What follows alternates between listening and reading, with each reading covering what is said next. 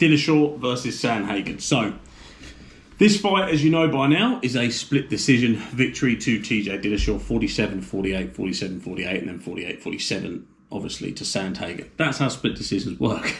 I had this fight scored round 1 to Dillashaw, round 2 to Sandhagen, round 3 to Dillashaw. Rounds 4 and 5, you could genuinely make an argument for them going either way. And I find it difficult. I saw some people on Twitter saying that was 4-1 to Sandhagen and all sorts of weird and wonderful things. 3-2 to Sandhagen, 3-2 to Dillashaw, 5-0 to Dillashaw. Like all of these things that were being thrown out of there as to what the fight was and how it ended. This is one of those things that's massively subjective, and that kind of is the way that MMA, the scoring is built. It's very, very difficult, and there is obviously times where there's a massive robbery and everyone almost unilaterally agrees that it was a massive robbery. But this was not one of those fights. This was not a robbery. This wasn't even close to a robbery. This was an extremely, extremely close fight by two of the best in the world that was separated by a couple of things. Obviously, the cut in the second round that Cory Sandhagen opened up on Dillashaw's, I think it was his right eye. It was his right eye. That was a massive feature for the rest of the fight. That's all you saw was Dillashaw playing with his eye, pouring his eye. He actually had his stance just covering his eye anytime he was going into any sort of engagement with Cory Sandhagen to try and protect it. So he could obviously elongate his time in the fight. So from that perspective, he fought pretty smart. Now, people were saying that TJ had a lot of control time. So he would take Sandhagen's back up against the fence, for example, and people were upset that that was what was winning TJ rounds, etc., etc. Well, that's how it works. That's how it works. It's octagon control, damage. So it's a part of the sport and it's a part of the judging system. So you can't really hate on that. And the only real times that happened was when Cory Sandhagen was trying something spinning or doing something silly. I say silly. I mean, look, if it lands and he knocks him out, it's one of the best things ever and we love it. We saw him knock out Frankie Edgar. And he tried a flying knee on the first round on TJ Dillashaw and ended up in a reverse triangle, which was pretty cool. But I didn't see a problem with the way that TJ Dillashaw fought that fight, considering he's been on the bench for 2 years. And obviously I understand that was his own doing. I'm not defending him. He cheated and that's fine. But for a guy that had 2 years off to come back and put a performance in like that was fantastic. Cory Sandhagen, of course, has been active and he's climbing his way up to the top of that division. And I think he'll get his title shot one way or the other. He might have to fight another 2 or 3 times, but he'll get there.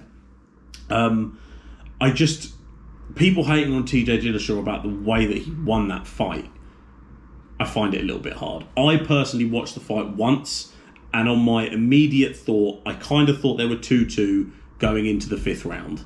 And I thought TJ won that 5th round. But, like I said, you can make an argument for rounds 3, 4, and 5 they go either way. Yes, Sandhagen had a lot of success with power shots, but TJ ate those shots very well. If he would have been dropped or really badly rocked, perhaps that would have changed the outcome of the fight, but he wasn't. He's got a very good chin on him, TJ Dillashaw.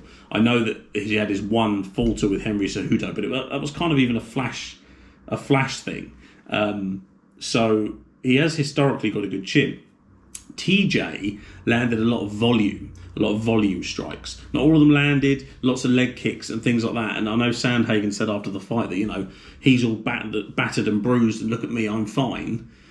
That's great, but that's not really how you judge a fight. It's how you judge a fight on a playground when 2 guys get up and one's got a black eye and the other one looks fine. But this is a mixed martial arts fight. That's not how you judge a fight.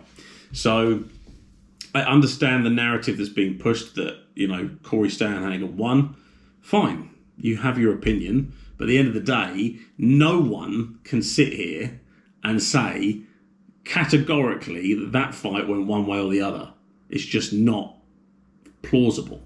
You've got 3 judges, Sal D'Amato, Derek Cleary, and Junichiro Kamijo, who have judged hundreds of MMA fights. They all know what they're doing. They're not stupid. Derek Cleary had it. The first round was 10-9 Dillashaw. Second round was 10-9 Sandhagen. Third round was Dillashaw, and fourth and fifth was Sandhagen. Sal D'Amato had it Dillashaw, Sandhagen, Dillashaw, Sandhagen, Dillashaw, which is how I had it. And Camijo had it Dillashaw, Sandhagen, Dillashaw, Dillashaw, Sandhagen. So, like I said, 3, 4, and 5 are completely up for debate. And I don't think anyone can really sit here and say definitively that one person deserved to win that more than the other. It's one of those ones that's down the middle. And in fairness, I don't have a problem with the result. What's next for TJ Dillashaw?